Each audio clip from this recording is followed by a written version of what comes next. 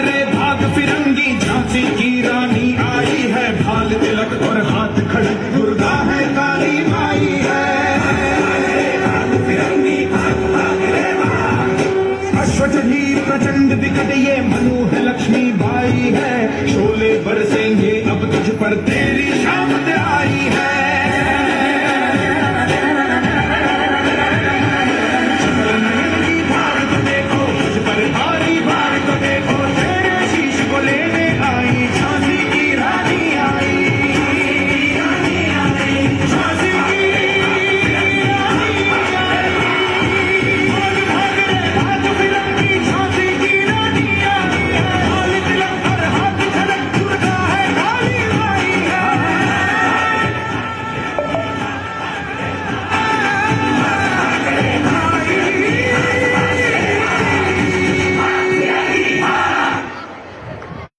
लक्ष्मी बाई के बारे में कुछ बताना चाहता हूँ।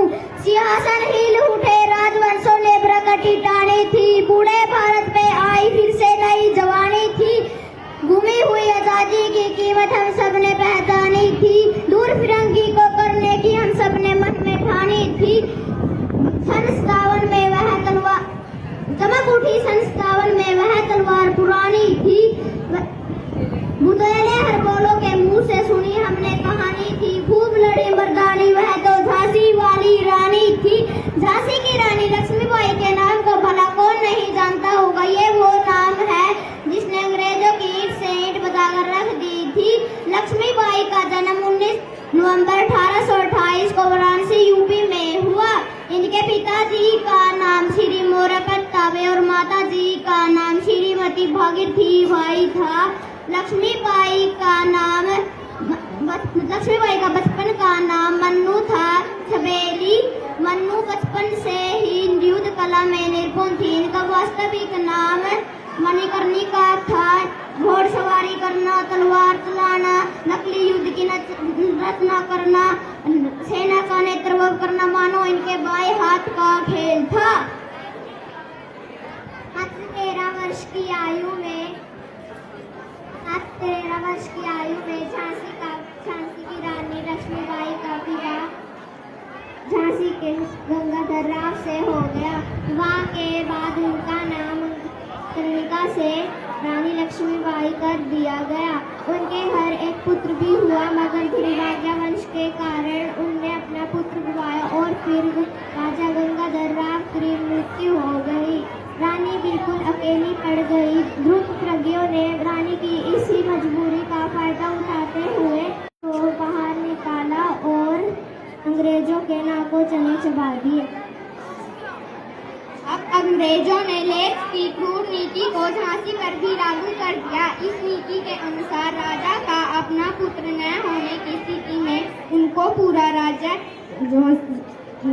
राज्य अंग्रेज साम्राज्य में मिलाना पड़ेगा। परंतु झांसी की रानी ने एक सिंह गर्जना के साथ घोषणा की, हम अपनी झांसी किसी को नहीं देंगे। और इस सिंह गर्जना के साथ अंग्रेज उनसे थर थर कांपने लगे। अंत में रानी ने भाजपा का बीड़ा उठाया और स्वतंत्रता दिलवाने का प्रण लिया। रानी और अंग्रेजों में घमासान युद्ध हुआ। रानी की सेना में अधिकतर स्त्रियां ही थी।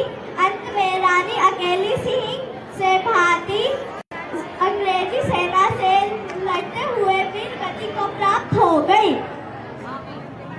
मात्र 28 वर्ष की आयु में रानी ने पूरे ब्रिटिश साम्राज्य की नींव हिलाकर रख दी। वे मर्दानी वेश में पुत्र को पीट कर बाकी साहस और शौर्य के साथ प्रेरित 18 जून 1898 को रानी ने भारत माँ को समर्पित अपने जीवन की अंतिम सांस ली।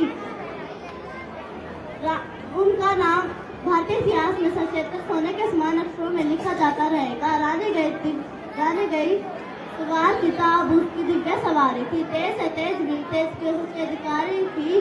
अभी उम्र कुल 23 की थी। मनुज वह वितारी थी। हमको जीवित करने आए बन संतता नारी थी। जाओ रानी याद रखेंगे कृत्य भारतवासी, यह तेरा बलिदान जगाओ बन संतता विनाशी।